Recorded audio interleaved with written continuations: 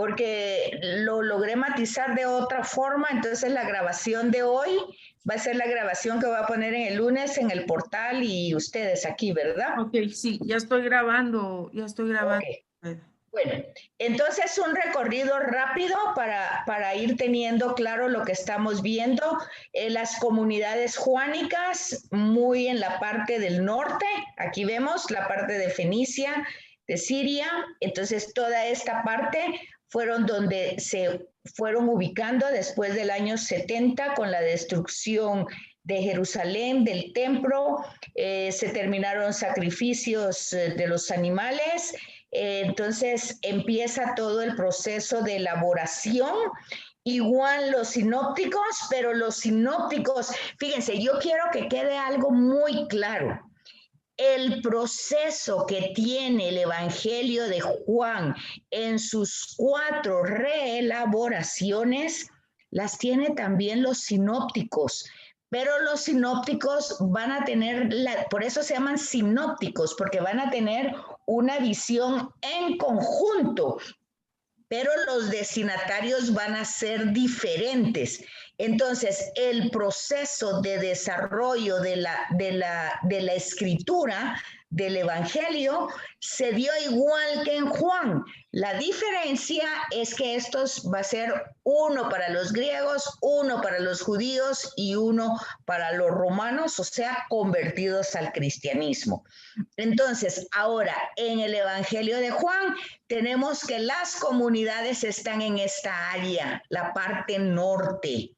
Todavía pertenecen un poco a la Palestina, pero acuérdense que la Galilea era llamada Galilea de los paganos, y si está más al norte, pues más pagana, ¿verdad? Entonces, encontramos que Lucas está escribiendo para griegos convertidos al cristianismo, Marcos para romanos convertidos al cristianismo, y Juan está en toda esta área norte, varias comunidades que se fueron expandiendo para este lugar. Y ustedes se dan cuenta también que el contexto histórico es que Roma había abarcado Europa, Asia, África, y entonces por eso el tema del Imperio Romano, que más tarde va a ser el bizantino, ¿verdad? Pusimos el ejemplo de la samaritana, pero ese ejemplo, la idea de ver la formación literaria del texto del Evangelio de Juan es para que ustedes, cuando lo están escuchando, ustedes puedan ir comprendiendo.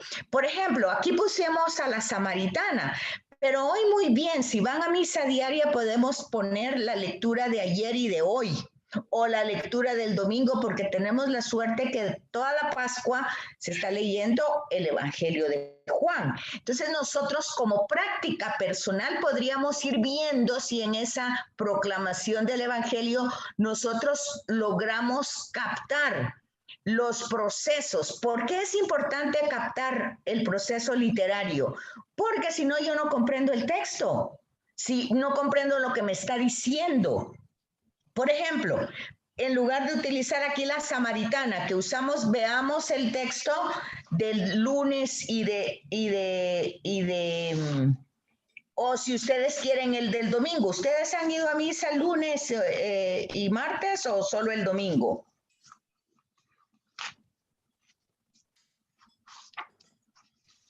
Yo solo el domingo, licenciada. Solo el domingo. Ok. Entonces veamos. El evangelio del domingo fue el evangelio de Tomás, ¿sí o no? ¿Se acuerdan cuál fue el evangelio del domingo? Sí. De que tendría que ver los agujeros y lo del costado. Entonces está al final del Evangelio de Juan. Son las apariciones del resucitado. Eso es lo que se ha ido leyendo. Entonces vemos que ya pasamos la primera parte de del libro de los signos, que llegaba hasta el capítulo 11. Ya pasamos el tema de los discursos, que empieza desde el capítulo 12. Ya pasamos la tradición de la pasión, muerte y resurrección de Jesús, y estamos en el tema de la resurrección, en el capítulo 20. No, me parece que la de el domingo, sí, es la del 20 del versículo 19 en adelante. Sí es esa, ¿verdad? Al atardecer de aquel día, el primero de la semana, estaban los discípulos con las puertas bien cerradas por miedo a los judíos.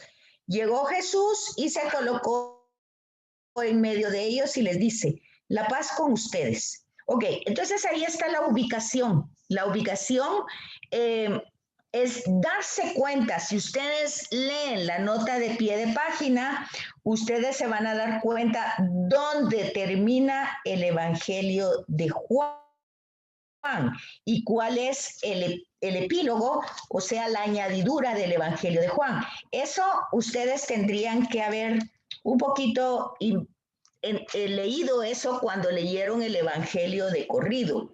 Eso les queda para que ustedes vayan viendo dónde termina Juan y dónde es el añadido. ¿Por qué?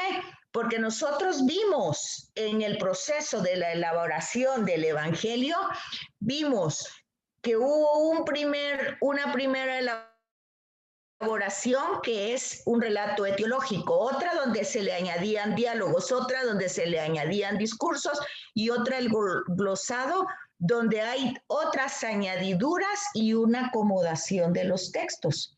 Entonces vean ustedes que aquí llega Jesús y dice: la paz esté con ustedes.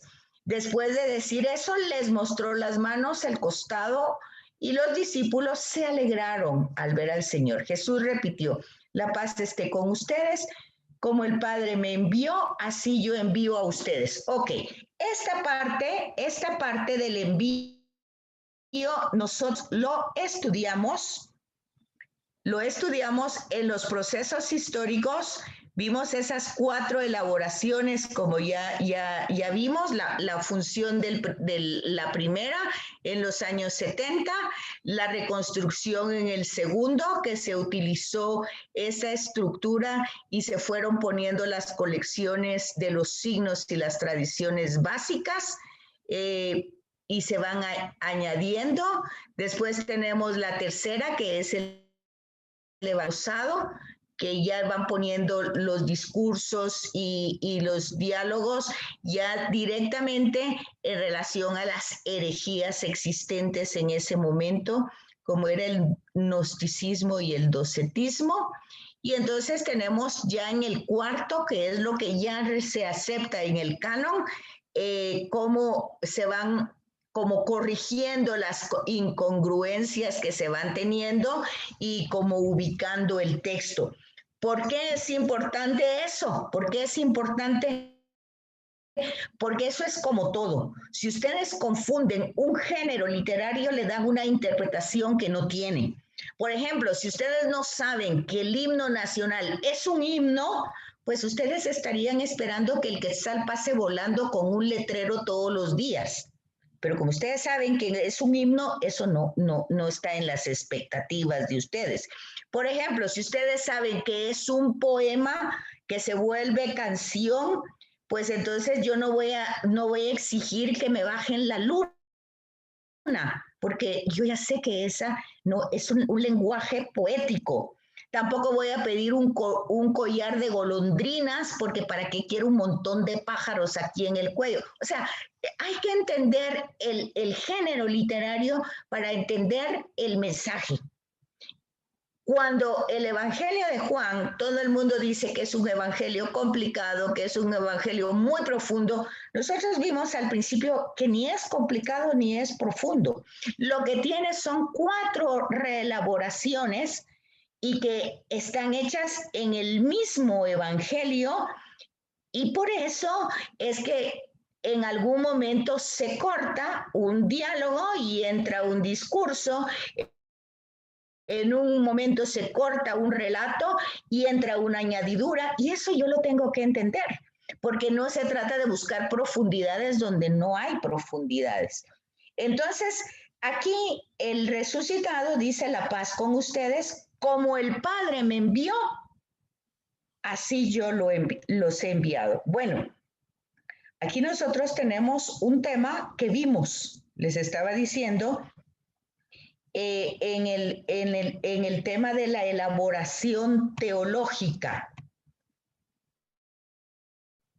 Cuando vimos la parte teológica, las características, todo esto era literaria, pero luego vemos el tema de, aquí en esta parte vemos los diálogos, las controversias, todo eso están en el proceso y el relato de la exaltación. Pero cuando nosotros vemos los temas como la hora de Jesús, la gloria de Jesús, el sentido de los discursos, los relatos de la muerte, todo eso nosotros vamos entendiendo, y aquí, en esta parte, en esta dimensión teológica, nosotros vemos en el Evangelio quién es Jesús. Ok, aquí dice: como el Padre me envió. Entonces, claramente Jesús es un enviado. Es un enviado. Si ustedes, bueno, no van a misa todos los días, pero si ustedes fueran, por ejemplo, hoy se leyó, fue la continuación del capítulo 3 de Nicodemo, donde Nicodemo va en la noche, va a buscar a Jesús, y dice que Nicodemo es un fariseo, un escriba, una autoridad judía, y se acerca a Jesús de una forma clandestina en la noche, y entonces le da un elogio. Dice: maestro, sabemos que vienes de parte de Dios. Ok, aquí tenemos, es un enviado, y vienes a enseñar, porque nadie puede hacer las señales que tú haces si Dios no está con él. Fíjese que Jesús, dice aquí, le respondió, pero realmente no es una respuesta, sino que Jesús aquí empieza un pequeño discurso. Te aseguro que si uno no nace de nuevo, no puede, imagínense, no responde a nada, porque tampoco Nicodemo está preguntando nada, solo le dio un elogio, pero Jesús no parte del elogio. Y ese elogio permite que Jesús empiece un pequeño discurso. Y se recuerdan que también habíamos dicho en la parte teológica que el Evangelio de Juan no tiene como tema central el reino de Dios. Sin embargo, aquí en Nicodemo son las únicas dos partes donde se habla del reino de Dios. Te aseguro que si uno no nace de nuevo, no puede ver el reino de Dios, ver el reino de Dios.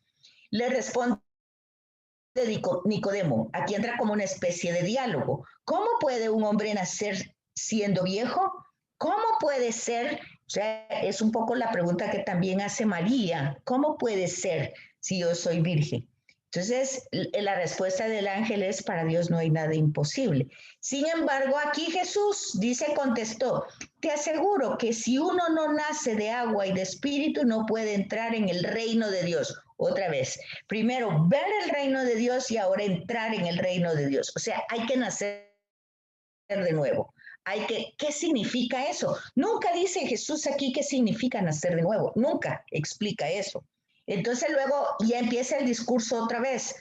Que todo lo que nace de la carne es de la carne, pero lo que nace del espíritu es del espíritu. No te extrañes si te he dicho que hay que nacer de nuevo. Ahora fíjese bien. El viento sopla hacia donde quieres. Oyes su rumor, pero no sabes de dónde viene ni a dónde va. Así sucede con los que han nacido del Espíritu. O sea, que el nacimiento de nuevo es un nacimiento que viene como acción de Dios por parte del Espíritu. Y aquí todavía otra vez la pregunta como la de María: ¿cómo puede suceder esto? Y entonces tampoco Jesús contesta la pregunta, sino que tú eres maestro de Israel y no entiendes estas cosas. Oiga esto, óigalo bien. Te lo aseguro, dice Jesús. Nosotros hablamos de lo que sabemos y damos testimonio. Ok, aquí está el tema teológico. Nosotros, Jesús estaba hablando solo con Nicodemo y ahora entra nosotros, hablamos, te aseguro, nosotros hablamos de lo que sabemos y damos testimonio de lo que hemos visto. Aquí en la teología teníamos el aspecto central del Evangelio. Dice, no hay ninguna tematización del reino de Dios. No, el tema del reino de Dios solo aparece aquí en Nicodemo. Jesús en Juan se predica a sí mismo. Él no predica al Padre. Aquí él está hablando nosotros. Nosotros hablamos de lo que sabemos y damos testimonio de lo que hemos visto. O sea, Jesús es un enviado, pero es un enviado como testigo. Jesús es testigo de lo que ha visto de Dios y de lo que ha oído de Dios. O sea, fíjense ustedes que eso es una cosa muy importante en el Evangelio de Juan. Jesús no es un filósofo, no es un rabino, no es un escriba, no es un fariseo, no es un filósofo, no es un doctor, no tiene ningún tipo de sabiduría humana. Él es un testigo de Dios, ha visto de Dios, ha oído de Dios, hace lo que Dios le dice lo que Dios quiere que diga. Entonces, él lo que nos transmite no es una propuesta, un mensaje, es una revelación, porque él es testigo. Dice, tú eres maestro de Israel y no entiendes estas cosas, te lo aseguro. Nosotros hablamos de lo que sabemos y nosotros hablamos de lo que sabemos y damos testimonio de lo que hemos visto, pero ustedes no aceptan nuestro testimonio. Si no creen cuando les hablo de las cosas de la tierra, ¿cómo creerán cuando les hable de las cosas del cielo? Nadie ha subido al cielo sino el que bajó del cielo, el Hijo del Hombre. Vaya, ahora, si ustedes se van al prólogo, también habla de algo parecido. Cuando dice que vino a los suyos no lo recibieron, pero a los que recibieron les dio, los hizo capaces de ser hijos de Dios, porque ellos no han nacido de la sangre, ni del deseo de la carne, ni del deseo del hombre, sino fueron engendrados por Dios. Entonces, luego dice, nadie ha visto jamás a Dios, el Hijo único, Dios que estaba al lado del Padre, Él no lo dio a conocer. Entonces, ese era el trabajo que ustedes tenían que hacer de la lectura corrida. Irse fijando e ir encontrando las líneas, las contradicciones. Ese es el único trabajo prácticamente que fue el que yo les dejé y las introducciones. Porque los trabajos del libro que tenemos como apoyo en el curso, pues es mucho y ustedes no tienen el tiempo, pero esto era lo que ustedes tenían que hacer con el único objetivo que cuando ustedes estuvieran frente al texto, ya sea en la liturgia o ya sea en su casa, como sea, ustedes pudieran disfrutarlo, comprendiéndolo y sabiendo de qué pasa. Entonces, luego, ya entonces aquí, como ya estamos al final de Juan, nosotros entendemos claramente que Jesús es el enviado y como enviado, Él envía la paz, una paz que primero Él recibe del Padre. Como el Padre me envió, así yo lo envío a ustedes. Al decirle eso, sopló sobre ellos y añadió, todo lo que ha recibido del Padre, todo eso Él lo puede dar. Él ha recibido el amor del Padre, Él da el amor a la humanidad. Él ha recibido del Padre, o sea, Jesús en el Evangelio de Juan no tiene originalidad. Todo depende del Padre, de lo que ha hecho el Padre. Entonces, aquí prácticamente en el Evangelio del domingo está Pentecostés. O sea, reciban el Espíritu Santo. A quienes les perdonen los pecados les serán perdonados, a quienes se lo retengan le quedan retenidos. Es la relación humana comprendida desde la tolerancia, desde el respeto, desde el perdón. Entonces, si Jesús ha recibido tanto amor del Padre, Él está capacitado para donarse. O sea, Él recibe para donarse. Pero cuando Él de parte de los humanos recibe toda la agresión, pues Él está tan lleno de amor que es capaz de donar perdón, ¿verdad? Entonces ahí está Tomás, que no estaba en ese momento, y los discípulos le cuentan, ¿verdad? Hemos visto al Señor. Y Él dice que si no veo en sus manos la marca de los clavos, si no meto los dedos en sus llagas y en el costado del corazón, no va a creer. Y a los 8 días, pues otra vez está Jesús, llegan a la casa, ellos tienen miedo y se presentó Jesús con las puertas cerradas. La paz con ustedes. Y después dice a Tomás, mira mis manos, toca mis heridas, extiende tu mano y palpa mi costado. En adelante no seas incrédulo, sino hombre de fe. Entonces, en la parte esta teológica, el tema del amor, el tema del perdón, va ligado con el tema de la fe y el tema de la oración.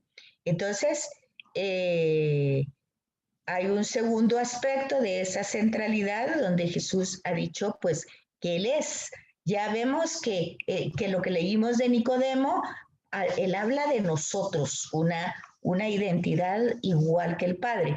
En los discursos tenemos también que Jesús dice pues que va a su Padre y a nuestro Padre, a su Dios y a nuestro Dios. Eso lo tenemos en el día que resucitó, cuando María lo quiere tocar y le dice, no me puedes tocar todavía porque no he regresado a mi Padre. O sea, fíjense ustedes que el escenario de Juan no se despliega en 40 días como en Lucas, sino todo pasa en el mismo momento. Pasión, muerte y resurrección pasan en el mismo momento y las apariciones van teniendo un sentido de seguir donando, de seguir quedándose en la comunidad. Y entonces ya ven ustedes la respuesta de Tomás, que es Señor mío y Dios mío, y la alabanza de Jesús, que ha sido un tema del libro de los signos, de la primera parte, desde el capítulo, digamos, 2 de las bodas de Caná hasta el capítulo 11 con la resurrección de Lázaro, los 7 signos, que también tenían como trabajo sacarlo a leerlo de corrido, tenían de trabajo sacar los 7 días de la nueva creación, los 7 signos que se desarrollan, y entonces como catequesis donde al final se dice que cada personaje ha creído, como en la samaritana, el pueblo creyó ya no por la mujer, sino porque Jesús se quedó con ellos y creyó. Y aquí entonces vemos a Tomás que cree, ¿verdad? Cree ya en una dimensión, ya no que solo Jesús es el Mesías, el profeta, sino Señor mío y Dios mío. Y entonces Jesús le alaba y le dice, pues que porque has visto, has creído. Bienaventurados o macarios los que crean sin haber visto. Y entonces dice que muchas cosas se han escrito de Jesús, pero que no están en este libro, ¿verdad? Y luego en el capítulo 21, del 1 al 14, pues vamos a encontrar que es el final de Juan y el epílogo, la misión de Simón, que casi todos saben que es como una añadidura. Eso lo pueden ver ya en las notas de pie de página. Pero entonces se dan cuenta ustedes que es muy importante para entender la teología ir conectando, ir llevando los hilos conductores del texto. Entonces, los signos, los diálogos y discusiones, la muerte de Jesús. Y entonces aquí tenemos en esto que leímos del domingo y de todo lo que hemos ido viendo, incluso con Nicodemo, Jesús es entonces como revelador, Él es un testimonio. Y su decir, su hablar, es un medio de revelar, de manifestar ese testimonio. O sea, cada palabra de Jesús revela, cada gesto de Jesús revela, cada acción de Jesús revela. ¿Qué revela? Pues revela quiere decir manifiesta a Dios, a tal punto que Jesús va a decir en un momento, quien me ve a mí, ve al Padre. Entonces, todo eso ustedes lo tienen que tener como claro en todo el Evangelio de Juan, porque por eso se da la parte literaria para que luego ustedes vayan comprendiendo en las añadiduras y vayan viendo realmente la teología que se va presentando. La figura entonces es clara. Jesús como revelador que se ha acercado a los hombres para comunicarles lo que ha contemplado, o sea, lo que ha visto de su Padre. Eso es lo que él comunica. Entonces, por eso el Papa Benedicto dice, el cristianismo ni es una religión, ni es una doctrina, ni es una filosofía, sino es el encuentro con esta persona que nos revela al Padre. Entonces es el encuentro con una persona, porque aquí tienen ustedes toda esa teología. Él es el revelador que se ha acercado a los hombres para comunicarles lo que ha contemplado desde siempre. Por eso el prólogo dice, en un principio existía la palabra estaba en Dios, la palabra era en un principio. Entonces, aquí tenemos que la síntesis de la primera parte de Juan, que es del capítulo 1, donde empieza el prólogo, hasta el capítulo 11 con la resurrección de Lázaro, es el evangelio de la fe, la confesión de la fe. ¿Crees tú eso, Marta? ¿Crees tú, el ciego, que yo soy la luz? ¿Crees, Marta, que yo soy la resurrección? ¿Crees, la samaritana, que yo soy el agua viva? O sea, y todo esto teniendo en cuenta las fiestas judías. Ok, ahí hay otra gran enseñanza que también la vimos en todos los procesos de elaboración. Vimos que en Juan Jesús pasa la mayor parte de su ministerio en Jerusalén y sobre todo en las fiestas judías. No se nos tiene que olvidar que todo eso ya terminó, ya no hay templo, ya no hay Sanedrín, ya no hay sacerdotes, ya no hay sacrificios, ya no hay ritos de expiación, ya no hay nada. Cuando se escribe esto ya no hay nada. Entonces dijimos en la primera elaboración que ellos, de una manera dramática, son expulsados de la sinagoga, del templo, ya no hay nada de eso. Y ellos son expulsados, ¿por quiénes? Por los fariseos, que son los que se quedan a cargo del judaísmo que se va desarrollando. Y entonces ya no hay templo, pero en las samaritanas está la pregunta, ¿dónde hay que dar culto a Dios? ¿En Jerusalén o en Betel, que es el templo que tienen los samaritanos? Jesús dice, no, en ningún lugar, en espíritu y en verdad. Pero luego, en la purificación del templo, Jesús dice, destruyan este templo y yo lo reconstruiré en 3 días. Más adelante dice, hablaba de su propio cuerpo. Entonces ya hay una clara revelación. Ya los templos no, porque un templo es un lugar donde está la presencia de Dios. Pero ahora ya sabemos que la presencia de Dios no está en una casa, sino está en una persona que es Jesús. O sea, también ya entendemos que la verdad no está en las opiniones de la gente, está en una persona que es Jesús. Entonces vamos, todos los temas judíos que se celebraban, que se practicaban como ritos judíos de parte de la religión judía, se centran en la persona de Jesús. Entonces dijimos también al principio que por eso en el Evangelio de Juan, Jesús tiene un ministerio de 3 años, mientras que en los sinópticos es un año, lo más año y medio. Pero aquí como es importante que esté en presencia de todas las fiestas, pues son 3 años, porque si no él hubiera estado permanentemente en Jerusalén para pasar todas las fiestas en un solo año. Entonces lo hacen el itinerario que tiene Juan, que va de Betania, va a Jerusalén, de Jerusalén va para Canaán, de Canaán, pero siempre pareciera que no es tan claro como en el caso de los sinópticos, que Jesús tiene como su centro de operaciones en Cafarnaúm, en la casa de Pedro. En Juan no pasa eso.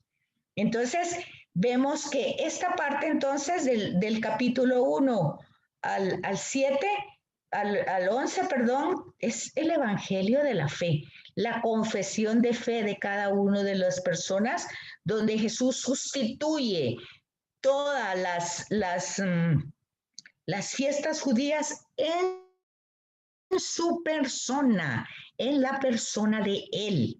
Tanto que la Pascua, si ustedes oyen el prefacio que se está leyendo desde el domingo, desde las vísperas de la resurrección del sábado, ustedes se van a dar cuenta que dice Jesucristo, nuestra Pascua.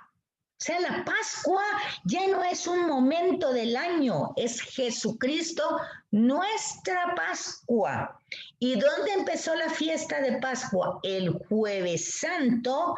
¿Y cuándo termina esa fiesta de Pascua? En Pentecostés, según el recorrido que da Lucas. ¿Por qué? Porque ya se dieron cuenta que en Juan no pasa así. Jesús es la Pascua para siempre, todos los días de la vida, porque todos los días celebramos pasión, muerte y resurrección de Jesús en la misa. Bueno, entonces aquí tienen ustedes la teología y las respuestas. Así, esto ya lo vimos. Les estoy dando un repaso porque con las 2 semanas imagino que todo lo olvidaron.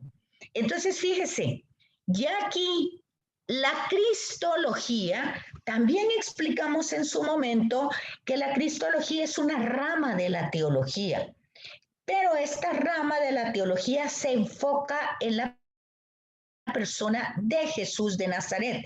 Y hay 2 enfoques, uno de abajo para arriba, o sea, de Jesús de Nazaret a Jesús glorioso, y tenemos que ese es prácticamente el que está en los sinópticos, es una cristología de abajo para arriba, y luego tenemos la de Juan que empieza, en el principio existía el verbo estaba en Dios, el verbo, entonces es una cristología de arriba para abajo. Es las 2 formas de la cristología. Y entonces ese es el punto fundamental en el Evangelio de Juan, la cristología, que Jesús es Dios. Bueno, Jesús habla las palabras que Dios le dice que hable y hace las obras que Dios, su Padre, le dice que haga. Entonces, él, cuando le preguntan, ¿y tú por qué haces estas cosas? ¿Cómo das testimonio tú de ti mismo? Y él dice, no, yo no doy testimonio de mí, es el Padre que da testimonio de mí. Y en uno de los discursos finales, que es el capítulo 17, Jesús dice, ha llegado la hora otro tema teológico, que glorifiques al Padre como el Padre, como que glorifiques al Hijo como el Hijo te ha glorificado, o sea, al Padre, ¿verdad? Todo esto nos lleva a un trabajo que les dejé también, que era que compararan la pasión y muerte del Domingo de Ramos, que fue la proclamación de Marcos, porque es el evangelio que se está leyendo durante todo este año, el ciclo B, y que pusieran mucha atención y que hicieran la comparación con el evangelio o la proclamación de la pasión y muerte de Jesús del Viernes Santo, que todos los Viernes Santos se proclama el evangelio de San Juan, de la pasión y muerte de Jesús. Si ustedes si ustedes han hecho por lo menos esos trabajos que yo les dije, la introducción, la lectura de corrido del texto para ver todas esas diferencias que ya vimos en toda el contexto literario y el contexto histórico, y ahora que estamos viendo el contexto teológico, si ustedes hicieron eso, ustedes van a comprender perfectamente que Jesús, cuando dice, a mí nadie me quita la vida, yo la doy. Entonces, aquí hay un tema que va a ser desarrollado con el tema que toca hoy, que son las cartas. Y entonces en esas cartas, sobre todo en la primera carta, vamos a ver cómo se aclaran muchas de las ideas que tal vez no habíamos tenido tan claras del Evangelio. O sea, primera y segunda de Juan están muy ligadas al Evangelio. Entonces nos va a ayudar a comprender lo que no habíamos comprendido verdaderamente en su totalidad. Entonces Jesús lo que transmite es lo que ha visto y ha escuchado. Y por eso Jesús y la verdad es lo mismo. Jesús y el camino es lo mismo. Porque Jesús y el Padre es lo mismo. Hay una relación íntima entre el Padre y el Hijo que no se rompe en ningún momento, ni siquiera en la distancia. Entonces Jesús es enviado a una misión, ciertamente, pero la misión, si ustedes se fijan, es de dar a conocer el rostro amoroso del Padre. Entonces, está la frase que nosotros la debemos captar bien en este curso: tanto amó Dios al mundo. Ahí está el tema central de quién es el Padre. El Padre es esencia de amor y ha amado tanto a la humanidad que no escatimó el hacerse humano. Es el Padre que se hace humano. Es la palabra del Padre que se hace Jesús. Y entonces esa palabra pues viene a decir lo que el Padre sabe, lo que el Padre es, lo que el Padre hace. Entonces, y viene a decir lo que ha visto. Entonces, esa relación es una relación tan íntima que dice que es el Hijo por lo que tiene preexistencia y tiene un destino. Tiene una preexistencia el Hijo porque existe desde siempre con el Padre. ¿Y cuál es su destino? Pues regresar al Padre, porque si su preexistencia es el Padre, pues su destino es el Padre. Es lo que dice San Agustín de nosotros también. Dice que nosotros no vamos a estar tranquilos porque salimos del Padre y no vamos a estar tranquilos hasta que regresemos a Él. Entonces, ese es nuestro origen, es Dios, y nuestra meta es Dios. Ahora, entra el tema de la pasión y muerte de Jesús. Si ustedes hicieron el trabajo que yo les pedí, ustedes esto lo tienen claro. Y ustedes se dieron cuenta de que el relato, la narración de Marcos es esquemática, es un esquema. Y ustedes se van a dar cuenta que la palabra de Jesús en la cruz es una sola, no dice muchas palabras, una sola. Ustedes saben cuál es la que dice en Marcos.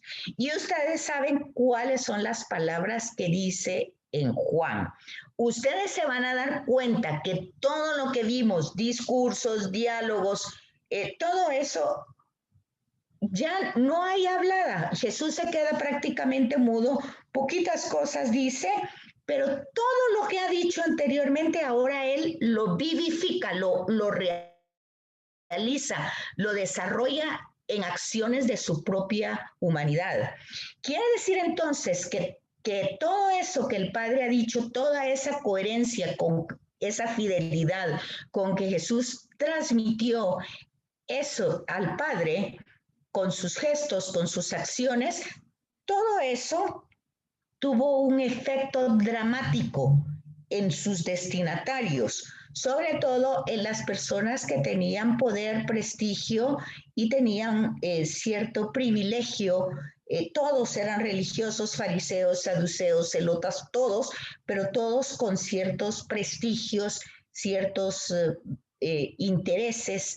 Y entonces la verdad del Padre, la manifestación del rostro amoroso de Dios, pues no agrada, sino que se ve como una amenaza.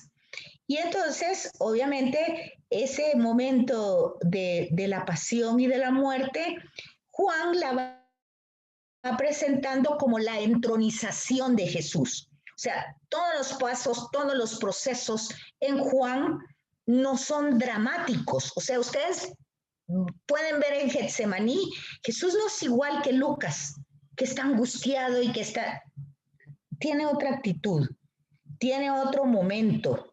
En Lucas llegó un ángel a consolar a Jesús. Ustedes van a ver en Juan es diferente. Llega la gente y Jesús pregunta, ¿a quién buscan? A Jesús de Nazaret. Yo soy. Jesús está íntegramente ahí, de pie. O sea, y luego lo llevan y tampoco hay la última cena, pero hay un lavado de pies, hay unos discursos y Jesús, sí, hay una conciencia de lo que le va a pasar, pero es su hora. ¿Pero por qué es su hora? Porque la hora de la gloria del Padre. ¿Por qué eso? Si es la muerte, es la pasión, ¿por qué es la gloria?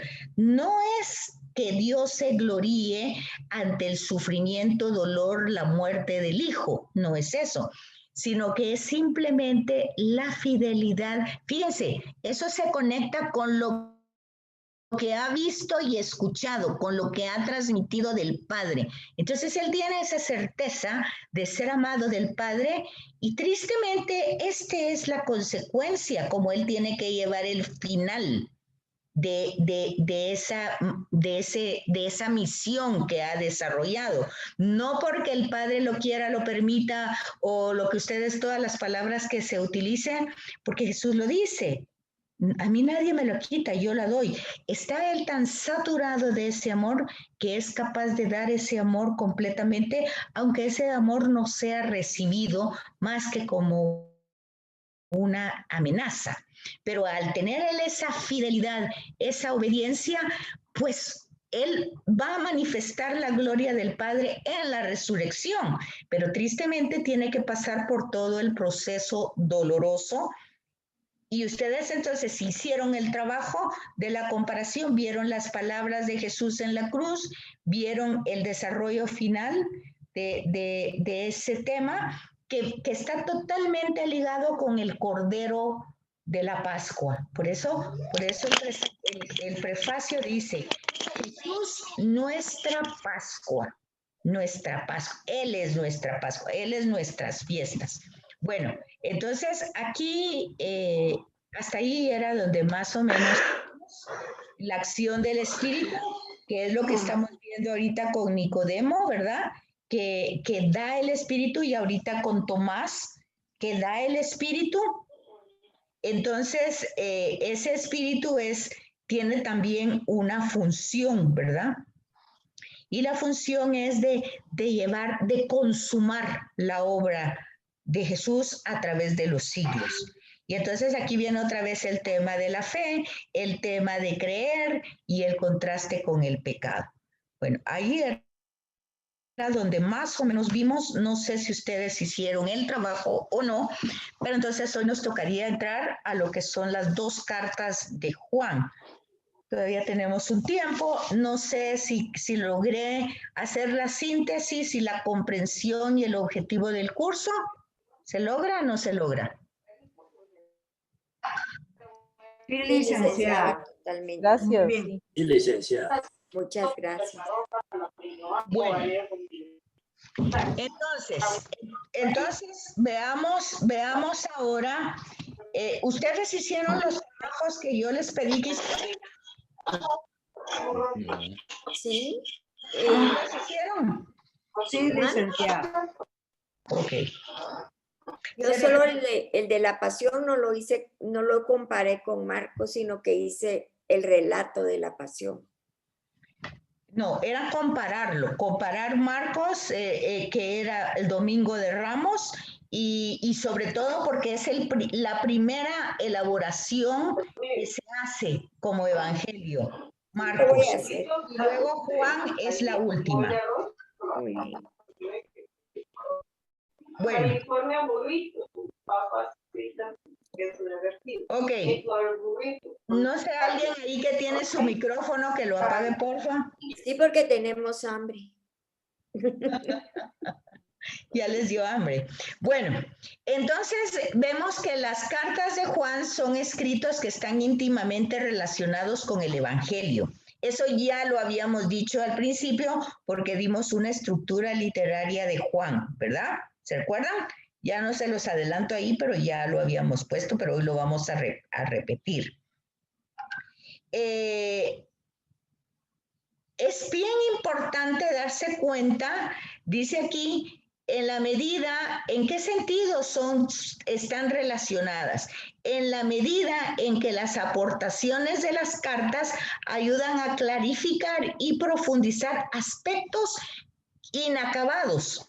Se fijan ustedes que dijimos que el Evangelio glosado y el que tiene las añadiduras y todo el tipo final, la cuarta elaboración, es la que entra en el canon.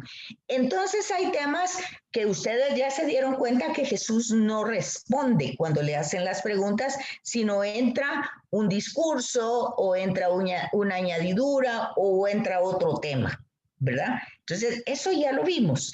Entonces, las cartas van a ayudar a centrarse en algunos temas específicos. O sea que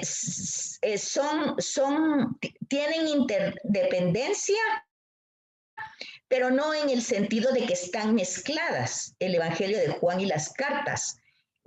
Como que si como en el corpus paulino, que sí van relacionadas porque se va viendo un crecimiento o una profundización de Pablo y de las comunidades. En este caso no es en ese sentido, sino que clarifican y profundizan lo que dice aquí, ¿verdad?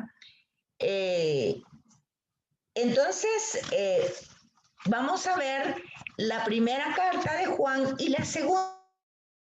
Saben ustedes que el mensaje es exactamente el mismo. Por lo tanto, dice aquí, en cuanto a la relación literaria de la segunda de Juan, es o un resumen de la primera de Juan que se envía a otras comunidades o es una breve nota que se da a pie de primera de Juan. El mensaje fundamental de las dos cartas es el mismo. Entonces, yo no sé si ustedes en este tiempo aprovecharon leer un poquito en la carta o leyeron algo de este material que tenemos de apoyo, de este libro, o no leyeron. Sí, licenciada, las dos cosas. ¿Leyeron parte de las cartas? Las tres cartas. Las tres cartas y el libro. Y pudieron avanzar en los 4 capítulos que habíamos visto anteriormente del libro. Sí, licenciada. Ok, entonces, Clarita, ¿sí le resulta muy fácil lo que yo estoy diciendo ahorita o no? Sí, bastante claro. Bastante, ok. Esa es la idea de que ustedes lo hayan leído anteriormente, ¿verdad? Porque entonces todo se simplifica más. Fíjense, por eso puse la figura del libro aquí en las cartas, pues prácticamente nos queda solo esta semana que viene y la otra para terminar el trimestre, ¿verdad? Entonces pues nos tiene que quedar claro cuál es el objeto de este estudio. Fíjense que cada vez que tenemos un estudio bíblico, el objetivo del estudio bíblico es la comprensión del texto para que cuando nosotros estemos frente a él, ya sea en la liturgia o en nuestra casa, nosotros no solo lo disfrutemos, sino que lo comprendamos, lo experimentemos. Realmente la palabra es disfrutarlo como un diálogo, algo que nos está construyendo, que nos está alimentando, que nos está iluminando. Por eso el canto dirá, tu palabra es luz para mi vida. Pero si yo no lo entiendo, ¿qué tipo de luz puede ser?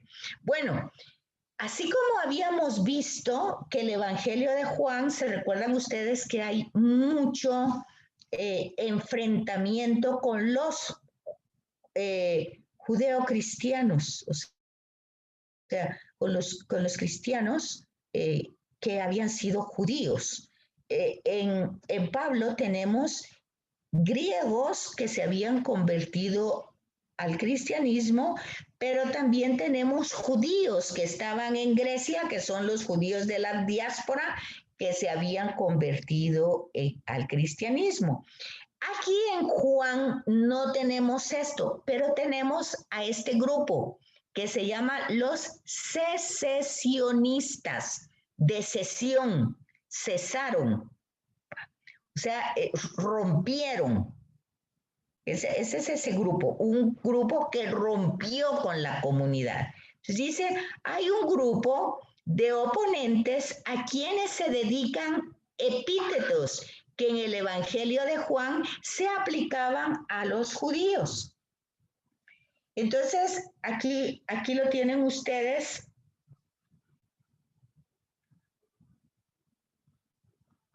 En la página, permítanme.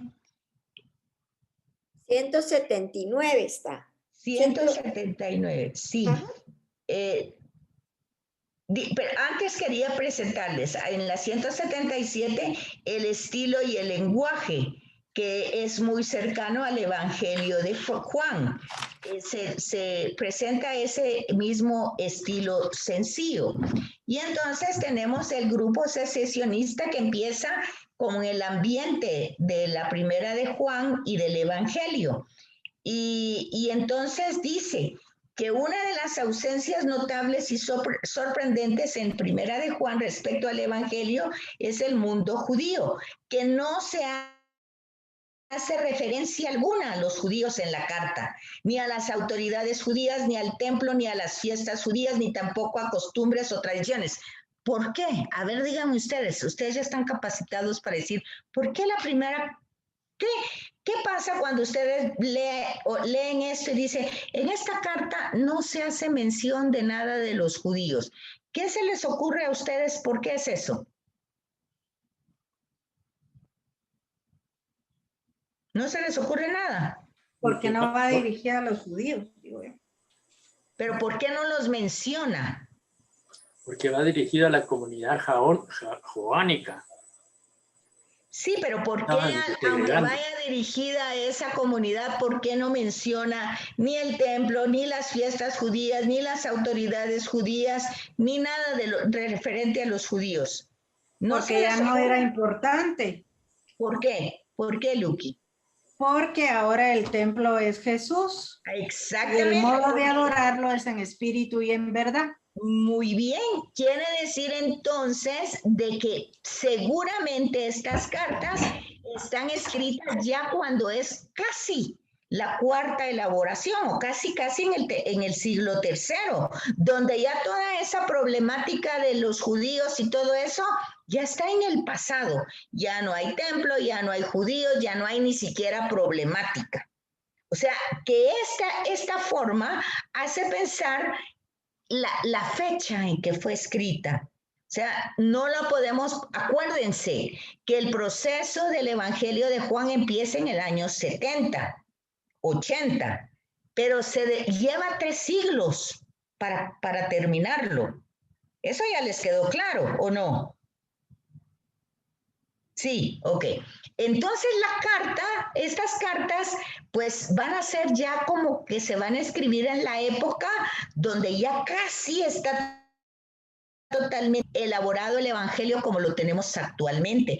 Y por eso va a dar ciertas aclaraciones a lo que está escrito anteriormente y que se ha glosado. Ese es el primer aspecto que nosotros tenemos que tener claro, ¿verdad? Y entonces aquí lo que recibimos es información del grupo sesionista. ¿Quiénes son estos? Pues parece que era un grupo que habían pertenecido a la comunidad joánica, porque dice, no eran de los nuestros. O sea, quiere decir que estaban con ellos, pero de alguna manera ya no están. Han salido de entre nosotros, pero ya había indicios de que ya no estaban en plena comunión con los seguidores, al menos de esta carta, ¿verdad? Y sin embargo, hay aquí también en estas citas, que es capítulo 1, versículo del 3 al 4, hay indicaciones con mucho valor, que es que este grupo secesionista tendría muchas cosas en común con el autor de la primera de Juan, por decirlo de alguna manera, quien habíamos visto cuando vimos anteriormente la formación literaria, que esto era de un judío ortodoxo. ¿Se acuerdan ustedes? La ortodoxia, que llevaba muy de acuerdo a la tradición original. Entonces, dice que estos judíos secesionistas de alguna manera tenían cierta pertenencia a la tradición. Otro matiz importante que encontramos en 2:19, en el capítulo 2, versículo 19, es que la secesión había tenido lugar muy cerca de este periodo que se escribe la carta, ¿verdad? Porque dice, pero ahí se ha quedado claro que no todos son los de los nuestros, todos. Es que unos se habían marchado y otros se habían quedado. Y hay palabras muy duras para hablar de ellos. Por ejemplo, dice, no todos son de los nuestros. Si la división hubiera sido una cosa de hacía mucho tiempo, pues la carta no tendría epítetos tan fuertes para hablar de ellos. Aquí yo no escribí los epítetos, pero yo recuerdo que estaban aquí. Habla, dice que el grupo de los sesionistas tiene mucho en común con el autor de Primera de Juan. Es un grupo relativamente numeroso que se ha separado de la comunidad juánica, que probablemente tiene todavía alguna relación con ellas. Y entonces es una manera de aclarar. La argumentación es de tales características que dice a los que han quedado lo que quiere que lean los que se han marchado. O sea, es una cosa que se lo digo a Pedro para que lo sepa Juan, ¿verdad? Les decía esto a los que estaban aquí, pero era para que los otros supieran de lo que se estaba hablando. Y hay frases que reflejan la opinión de estos que han abandonado. Y aquí los tienen ustedes. Dice, ¿por qué son sesionistas? Dice, afirman que tienen comunión con Dios. Es decir, ¿qué es eso? Que no necesitan a Jesús, van directamente con Dios, que no tienen pecado, que conocen a Dios, un poco los gnósticos también, que están en Dios, que viven en Dios, que están en la luz, que aman a Dios. O sea, ellos ya están totalmente plenos, ¿verdad? Y entonces dice que no hay que sorprenderse que estas confesiones o estas afirmaciones sean comunes en la carta. Ya hemos indicado antes que ambos grupos han pertenecido a la comunidad, pero es muy probable que los adversarios continúen considerándose cristianos. Lo que sí hemos de subrayar es que todas estas afirmaciones que el autor de Primero de Juan atribuye a los sesionistas ignoran a Jesús. Ahí está el punto. Entonces, hay muchos epítetos muy duros que los califican como falsos profetas, anticristos, seductores, y este conjunto de epítetos apuntan a ese grupo definido que no toman en cuenta a Jesús. Entonces dice que se les puede atribuir una comunidad teísta, o sea, directamente con Dios, ya no tienen que ver nada ni con la comunidad y ni siquiera con Jesús. Dice, es una piedad intimista e individual. Lo que resulta importante para los adversarios es que dicen que han logrado una relación fuerte y estable con Dios. el papel de Jesús en este logro no les interesa.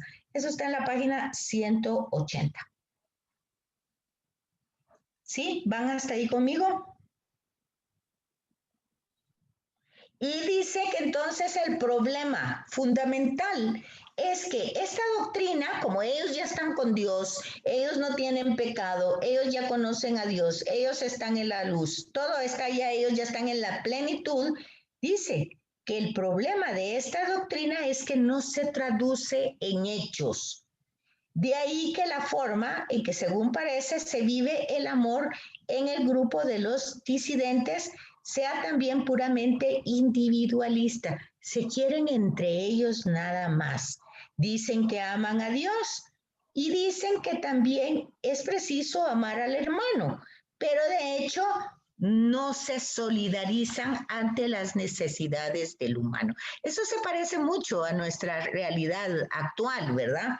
Que casi todos, como tenemos la panza llena porque hemos comido, no nos interesa a los que están pasando hambre, porque nosotros estamos satisfechos. O cuando vemos que hay huracanes y desgracias o la misma pandemia que está afectando al mundo, una vez yo no estoy afectada, pues mi oración es gracias a Dios porque yo estoy bien, gracias a Dios porque en la casa todos están bien, gracias a Dios, o sea, es un poco parecida a eso. Eso se llama una religiosidad intimista e individualista. Y entonces, ese es el tema fundamental de esta primera carta. ¿Dudas, preguntas? Ok, como ya vimos, la carta tiene, pues, obviamente una cristología específica, ¿verdad? Dice que la tradición cristológica que han visto los estudiosos en relación a los sesionistas en esta primera de Juan, no ha sido transmitida en el Evangelio de Juan. La cristología que constituye el centro del Evangelio de Juan fue madurando poco a poco. Eso ya lo hemos visto. Sin embargo, lo que provoca la oposición de la sinagoga es precisamente la elevada cristología que confiesa que Jesús es Dios. Por tanto, en el momento en que se escriben las cartas, esta etapa ya ha pasado. Como hemos dicho antes, no se percibe eco alguno de la dura polémica en la sinagoga que marca uno de los puntos álgidos de la presentación de Jesús en Juan, porque básicamente el tema de la sinagoga y en el templo, por la cual ellos al principio son como aceptados, pero luego ya no, es porque están presentando a Jesús directamente como divinidad, como que es Dios. Y aquí, pues, eso ya vemos que la cristología se ha desarrollado mucho más que el Evangelio. Ahora bien, dice, conviene recordar que fíjense, pongan atención aquí en este párrafo, porque este párrafo es un párrafo donde realmente nosotros hemos puesto mucho énfasis. Cuando digo nosotros, estoy hablando de la catolicidad actual, del catolicismo actual. Se ha puesto tanto énfasis en este párrafo que ahorita voy a leer, que está en la página 181, que se pierde una dimensión humana de Jesús. Oiga bien lo que dice. Ahora bien, conviene recordar que la elevada cristología, acuérdense que habíamos dicho que esta cristología viene de arriba para abajo, o sea, Jesús es Dios desde siempre y se hace humano y luego muere de la manera que muere para regresar a Dios, al que pertenece. Esa es una elevada cristología de Juan. Oiga lo que dice, se presta una interpretación minimalista de la humanidad de Jesús. En efecto, la confesión de Jesús que presenta Juan acentúa de tal forma los trazos celestiales de Jesús joánico que tiene el peligro de convertir la figura del Mesías, Hijo de Dios, en un ser angélico, un enviado celestial que no habría asumido verdaderamente la realidad humana. Su aparición habría sido fulgurante y definitiva, una verdadera teofanía, pero la realidad humana de Jesús habría desaparecido con la presencia de una divinidad omnipotente. Que esa interpretación de Juan es posible lo demuestra la historia de la exégesis del Evangelio, que tiene ejemplos desde el siglo II. O sea, cuando nos centramos en esta parte del Evangelio, resulta que Jesús casi que no tiene nada de humano en el Evangelio de Juan. Es un Dios que se pasea por la tierra, que aparenta ser hombre, pero que en realidad no lo es. Camina sobre el agua, tiene sed, pero no bebe, le llevan alimento, pero no come, tiene un conocimiento de hombre que sobrepasa al humano, discute con los hombres, pero sus palabras vienen de una distancia tan grande, tan infinita, que surge profundidades en lo celestial. Esa es una de las interpretaciones de los secesionistas. Entonces, la salvación ha venido mediante un enviado de parte de Dios, pero este enviado no tenía que entrar plenamente en la esfera de lo humano. Le ha bastado aparecer para dar a conocer el camino de la salvación. Su acción salvífica se dio fundamentalmente a través del anuncio, o sea, no fue a través de su muerte y resurrección, no es ese tema redentor, sino fue el anuncio. Y esa interpretación que puede verse legítima en los textos del Evangelio, la primera carta de Juan trata de corregirla para subrayar los trazos humanos de Jesús y esa condición humana que es muy importante. Entonces van a encontrar que con mucha frecuencia se habla de Jesús y aquí tienen un montón de citas, frecuencia con que se habla de Jesús. Tienen todas las citas. Después, las afirmaciones de Jesús, que sí, hay confesiones de fe en la persona de Jesús, pero que tienen siempre a Jesús como centro, pero básicamente por la relación que tiene con el Padre. Dice, las primeras confesiones cristianas subrayaban el predicado, la similitud, la igualdad de Jesús, que es el Mesías, Jesús, que es el Hijo de Dios, Jesús, que está más cerca, más conocido, pero luego ya viene una presentación más alta, ¿verdad?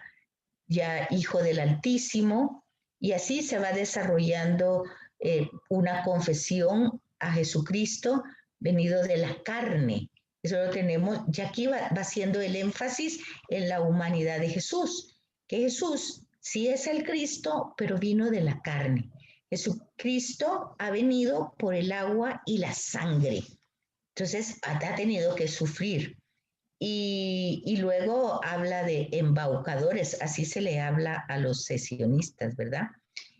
Todo eso hay que entenderlo como las confesiones que nos dan, por tanto, una primera indicación de que la cristología se trata de una afirmación sin ambigüedad de la realidad humana de Jesús frente a quienes parecen negarlo. ¿Quiénes lo niegan? Pues en este caso, los secesionistas. Otro segundo aspecto es el carácter salvífico de la muerte de Jesús. Este tema no está ausente en Juan, pero está presentado de otra manera, que era el trabajo que ustedes tenían que hacer comparando, ¿verdad? Jesús es víctima de propiciación. Jesús es el que ha dado la vida por nosotros y nuestros pecados son perdonados a través de su nombre. O sea, Jesús es la sustitución del Cordero. Ese Cordero que aparece también al final en el Apocalipsis. Entonces, ese es un aspecto que hay que resaltar de la humanidad de Jesús, que Jesús fue un hombre como nosotros, que verdaderamente murió. Y luego hay otra palabra que está en griego, que es aparquefes, que se aplica a Jesús desde el comienzo. O sea, es lo que teníamos en el prólogo. Desde el principio existía la palabra, solo que en la carta no va a hablar del principio, sino va a hablar en el comienzo. Entonces, ya desde el comienzo, dice, el primer texto, capítulo 1, versículo 1, empieza. El que era desde el comienzo. Es claramente paralelo a lo que hemos visto y oído desde el principio. Bueno, entonces aquí tienen ustedes la conclusión cristológica en la página 185. Yo les sugiero, porque para no darlo a la carrera, el tema de la vida del cristiano, que está, la vida cristiana, mejor dicho, que es de la página 187 a la 194, me parece. Así, a las 194 y dos parrafitos de la 195, antes de la tercera carta de Juan, que es la que nos tocaría la semana entrante. Yo quisiera que ustedes la leyeran y que la leyeran con mucha atención. Este será el último trabajito que les deje de que lo lean, y yo quisiera que el de hoy en 8 tuviéramos una conversación sobre este tema, un trabajo conversatorio de todo lo que ustedes han entendido del Evangelio y la primera y segunda carta de Juan, centrándonos de la página 187 a los dos párrafos de la 195. Es muy poquitito. ¿Les parece?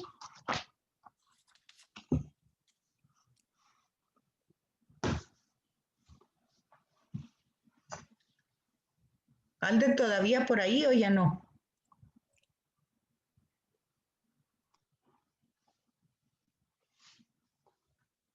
¿Les parece lo que les acabo de decir? ¿Me escucharon? Sí, licenciada. ¿Me entendieron lo que Sí, les licenciada. Sí, licenciada. Entonces, Sí, escuchamos. Claro que sí, lo escuchamos. Entonces, por favor, leer eso. Páginas 187, 88, 89, 90, 91, 92, 93, 94 y los dos parrafitos antes de la tercera carta de Juan, que es ya lo último que vamos a trabajar la semana entrante, si Dios lo permite. Y no sé si tienen dudas, preguntas, o si de alguna manera ya quedó. Hoy traté de darles una idea completa del curso hasta el día de hoy. ¿Se logró? ¿No se logró? ¿Faltó algo? ¿Los confundí más? ¿Quedó más claro? ¿Qué pasó? No, sí, estuvo muy bonito. ¿Quedaría más claro? ¿Fue clara la síntesis? Sí, licenciada. Sí, licenciada. Gracias. Muchísimas gracias.